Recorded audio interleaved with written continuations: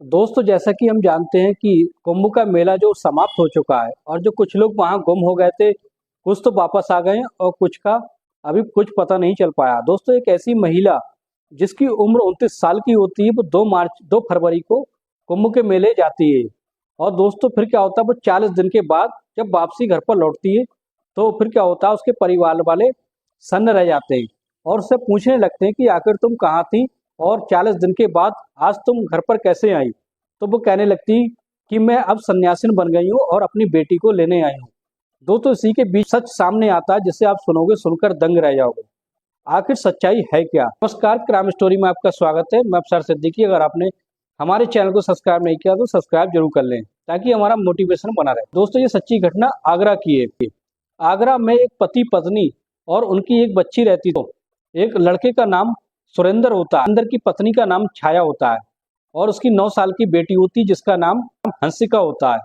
और इसी तरीके से दोस्तों, उसका पति जो होता है सुरेंद्र, बहुत ही बड़ा शराबी होता है। छाया जो होती है अपनी जिंदगी को जैसे तैसे गुजर कर रही होती है, क्योंकि उसकी जो शादी होती है वो धोखे से शादी हो जाती है। उसे नहीं पता होता है कि उसका पति बहुत ही बड़ा शराबी है और उसको अपने खर्चे खुद ही उठाना पड़ते हैं और वो छाया अपनी जिंदगी को जैसे तैसे गुजारने लगती है।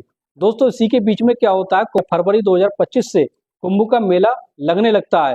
तभी कुछ लोग जो होते हैं वहां पर संगम में स्नान करने के लिए जाने लगते हैं। तभी इसी के बीच में उसकी पत्नी, सुरेंद्र की पत्नी छाया, कहने लगती कि मुझे भी संगम में स्नान करने के लिए जाना है। और इसी तरीके से अपने पति से कहती तो उसका पति कहता है कि मैं नहीं जाने वाला, अगर तुम जाओ तो किसी पड़ोस पड़ोस वालों के साथ जा सकती हो। जो पड़ोस की महिलाएं जाती हैं उनके साथ वो जाने के लिए ठान लेती है। दोस्तों, वो अपनी बेटी, 9 साल की बेटी हंसिका को छोड़कर कुंभ के मेले में स्नान करने के लिए चली जाती है। ऐसे ही कुंभ में संगम में स्नान करती, स्नान माया के साथ उसके परिवार के कुछ सदस्य जाते हैं और पड़ोस की महिलाएं भी जाती हैं।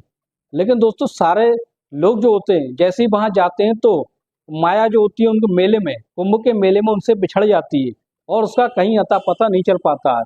बहुत ढूंढने के बाद भी माया का कहीं पता नहीं चलता है। बहुत ही थाने में कंप्लेंट की जाती है और इस तरीके से कुंभ में ऐलान कराया जाता है, लेकिन उसका कहीं पता नहीं चल पाता कि आखिर माया है कहाँ।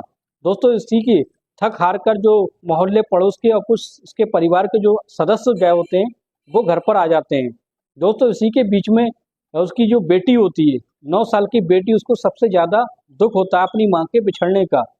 और जो शराबी उसका पति सुरेंद्र होता है, सुरेंद्र को तो किसी बात से कोई लेना देना नहीं होता है और वो उसी तरीके से शराब पीकर लड़ता झगड़ता है। कुछ तो वो अपने मोहल्ले पड़ोस वालों को लड़ने झगड़ने लगता है, मोहल्ले पड़ोस वालों को बुरा भला कहने लगता है और कुछ अपने ससुराल वालों को बुरा भला कहने लगता है और कहने लगता है कि शायद ससुराल वालों की ही सांठ गांठ से जो उसने माया को कहीं खो दिया। तो 12 मार्च को छाया जो होती है अचानक ही घर पर पहुंचती है।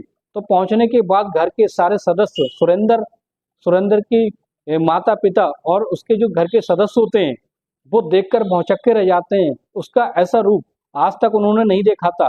वो ऐसा लग रही थी, माया ऐसे लग रही थी जैसे कोई सन्यासिन हो, सन्यासिन के कपड़े पहने हुए थे और उसके हाथ में एक बड़ा सा स्मार्टफोन होता है और उसके पैरों में पायल थी। अब तो वो और साफ सुथरे कपड़े पहने थी। जैसे ही मेले से वापसी आती है 40 दिन के बाद, जैसे ही वो घर पर आती है एक सन्यासी का रूप धारण करके, तो उसके ही रंग रूप कुछ अलग ही हो जाता है और इसी तरीके से घर के सारे सदस्य जो होते हैं भौचक्के रह जाते हैं और उससे पूछताछ करने लगते हैं। छाया से उसकी बेटी लिपट लिपट कर रोने लगती है और इसी तरीके से दोस्तों उसके घर वाले उससे सवाल जवाब करने लगते हैं कि आखिर तुम कहाँ थी जब सारे लोग आ गए थे, तुम कहाँ रह गई थी। तो छाया कहती है कि मैंने अब सन्यासिन का रूप धारण कर लिया है और मैं अपनी बेटी को लेने के लिए आई हूँ। अब मैं यहाँ, मुझे एक पल भी नहीं रहना।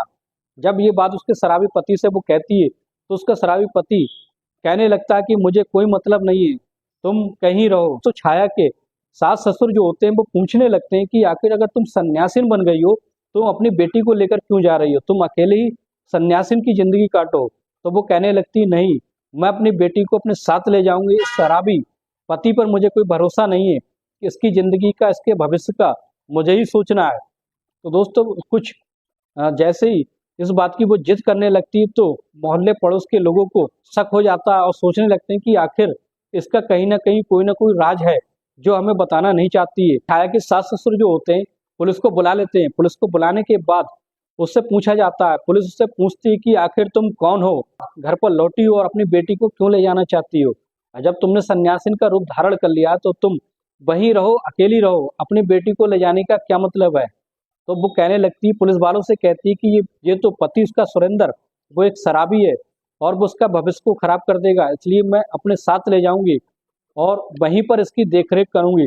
दोस्तों जब इनके बीच में ज्यादा ही मन मुटाव होने लगता है और छाया जो होती है अपनी जिद पर अड़ जाती है और अपने सास ससुर से कहने लगती है कि नहीं, मैं हर कीमत पर अपनी बेटी को ले जाऊंगी। पुलिस वाले जो होते हैं उसकी सच्चाई को जानने के लिए छाया को टॉर्चर करने लगते हैं। तभी छाया अपनी सच्चाई को बता देती है और कहती है कि जैसे ही 2 फरवरी को वो संगम में स्नान करने के लिए महिलाओं के साथ जाती है, तो दोस्तों फिर क्या होता है, जैसे संगम में स्नान करने लगती है, स्नान करने के बाद ये शॉपिंग करने लगते हैं। जैसे कॉस्मेटिक की दुकान होती है, कॉस्मेटिक की दुकान पर ये कुछ खरीदारी करने लगते हैं। दोस्तों जैसे खरीदारी करते हैं वहाँ बहुत सारी भीड़ होती है। कॉस्मेटिक के दुकान का एक मालिक होता है जिसका नाम दिनेश होता है और दिनेश जो होता है वो कहने लगता है, आप इतनी भीड़ भाड़ क्यों बनाए रखी हो, मेले का समय है, आगे बढ़ो। इसी के बीच में छाया कहने लगती है कि अगर हम आपका सामान देखेंगे नहीं तो खरीदेंगे क्या। तभी दिनेश जो कहने लगता है कि आपकी बात सही है, लेकिन जल्दी से लो, जल्दी खरीदो और आगे बढ़ो ताकि मेरे नए ग्राहक और आए। दोस्तों इसी के बीच में छाया अपने बड़बोलेपन में कहने लगती है कि अगर तुम्हें इतना काम नहीं संभाल मिल रहा तो एक नौकर क्यों नहीं रख लेते। छाया जो होती है अपनी 7 महिलाएं थी उनके साथ पीछे पीछे चलने लगती है। तभी दिनेश जो होता है उसके दिमाग में एक बात आ जाती है और वो सोचने लगता है, क्यों ना हो मैं इसी छाया से, इस लड़की से ही बात कर लूं, क्यों ये मेरे दुकान पर रह सकती है। अगर ये मेरे दुकान पर कॉस्मेटिक की दुकान पर रहेगी तो मेरी बिक्री कुछ ज़्यादा ही होगी और कुछ ज़्यादा ही सामान बिकेगा। जाकर छाया को रोक लेता है और कहता है कि अगर तुम बुरा ना मानो तो तुम मेरी दुकान पर नौकरी कर सकती हो, तुम मेरी दुकान पर रह लो, मुझे भी नौकर की जरूरत है। छाया जो होती है वो सोचने लगती है कि हाँ, बात तो ये सही कह रहा है कि इसका पति जो है सुरेंद्र वो कोई काम धाम तो करता नहीं है, कमाना धमाना तो सिर्फ छाया को ही होता है और वो अपनी बच्ची का लालन पालन करती है। वो सोचने लगती है कि जब तक मेला है वो उसकी दुकान पर रहकर अच्छी आमदनी कर सकती है, जब उसका पैसा जुड़ जाएगा तो वो घर चली जाएगी। यही सोचकर वो दिनेश के साथ कॉस्मेटिक की दुकान पर लग जाती है। दोस्तों कॉस्मेटिक की दुकान पर जैसे ही लग जाती है उसकी अच्छी खासी बिक्री होने लगती है। अब दिनेश जो होता है उसको 500 रुपये पर दिहाड़ी देने लगता है और खाना खर्चा भी देने लगता है। जैसे ही शाम का समय होता है दिनेश जो होता है उसने एक रूम लिया होता है, वो अपने रूम पर चला जाता है और जो छाया जो होती है वो एक कैंपों में चली जाती है, जो महिलाओं के कैंप होता है, महिलाओं के कैंप में वही सो जाती थी। दिनेश एक दिन छाया से कहता है कि तुम उस कैंप में क्यों जाती हो, तुम चाहो तो मेरे कमरे में रह सकती हो। लेकिन इसी के बीच में छाया भी अपना मन बना लेती हो, कहती है अगर तुम मुझसे कहते कि मैं तुम्हारे कमरे पर सो जाऊं तो मैं सो जाती, लेकिन तुमने इस बारे में मुझसे कहा ही नहीं था। अब इसलिए छाया जो दिनेश पर लट्टू होने लगी थी। दिनेश जो था वो सुलझा हुआ और ईमानदार आदमी होता है और दिनेश अपने बारे में बताने लगता है कि वो उसकी एक पत्नी थी, उसकी तलाक हो चुका है, अब वो अकेला रहता है। और इसी तरीके से उस छाया से पूछता तो छाया कहती कि उसका एक शराबी पति है और एक लड़की है। अब वो कहती कि मुझे अपनी जिंदगी का गुजारा खुद ही करना पड़ता है और अपनी बेटी को पढ़ाना लिखाना भी खुद ही करना पड़ता है और शराबी पति तो कुछ ही नहीं करता है। दिनेश कहने लगता है कि अगर तुम मेरे साथ हो जाओ और मेरे साथ घर चलो, मुझसे शादी कर लो तो तुम्हारी मैं लाइफ बना दूंगा। इसी छाया छाया ये बात सुनती है तो छाया को ये बात बहुत पसंद आती है। वो कहती है अगर तुम्हारी अगर ऐसी इच्छा है तो मैं राजी हूँ और उसके घर पर चली जाती है। घर पर जाने के बाद जैसे ही मेला खत्म हो जाता है, कुंभ के मेला समाप्त होने के बाद वो दोनों घर चले जाते हैं और दोनों शादी कर लेते हैं। दोस्तों जैसे दिनेश अपने घर पर पहुंचता है अपने माता पिता से कहता है कि मैंने छाया से शादी कर ली है और यही मेरी पत्नी है। तो उसके घर वाले, उसके माता पिता बहुत खुश होते हैं और कहते हैं कि तुम कब तक अकेले अपनी जिंदगी को काटते, इसलिए तुमने शादी कर ली और छाया बहुत अच्छी लड़की है, दिखने बारने में अच्छी होती है। दोस्तों छाया एक दिन कहने लगती है कि मैं अपने शराबी पति को छोड़कर अपनी बेटी को लेकर आना चाहती हूँ, मैं अपनी बेटी को किसी कीमत पर नहीं छोड़ सकती। तो दोस्तों दिनेश दिनेश कहने लगता है कि ये कैसे संभव है, अगर तुम अपनी बेटी को लेने जाओगी तो उसके घर वाले राजी नहीं होंगे और कहेंगे कि तुम अपने पति को छोड़कर कहाँ जा रही हो। छाया जो होती है सन्यासिन का रूप धारण करके सुरेंद्र के घर पर पहुंचती है और सुरेंद्र घर पर जैसे ही पहुंचती है तो उसके घर पर देखने वालों का तांता लग जाता है और उससे सवाल जवाब होने लगते हैं। उसकी बेटी जो होती है, उसकी बेटी हंसिका जो होती है, दोस्तों उसकी बेटी 9 साल की हंसिका होती है, वो अपनी माँ छाया से लिपट कर रोने लगती है। उसको अपनी माँ की बहुत याद आती थी और इसी तरीके से वो अपनी कहती है कि मैंने सब कुछ त्याग कर कर एक सन्यासिन का रूप धारण कर लिया है और मैं हमेशा सन्यासिन रहूंगी और अपनी बेटी को अपने साथ ले जाना चाहती हूँ और ये बेटी मेरे साथ ही रहेगी। दोस्तों उसके घर वाले जो होते हैं वो राजी नहीं होते हैं और तभी जब माया छाया जो दोस्तों जब छाया जब ज़्यादा प्रेशर डालती है तभी इसी के बीच में उसके सास ससुर जो होते हैं वो पुलिस को बुला लेते हैं। पुलिस आती है, पुलिस आने के बाद उससे पूछताछ करने लगती है। वो कहती है तभी छाया जो होती है अपनी सारी सच्चाई बता देती है। वो कहती है कि ये पति जो है वो उसका बहुत बड़ा शराबी है और उसका सारा खर्चा मुझे उठाना पड़ता है। अपनी बेटी का लालन पालन भी वहीं करती थी।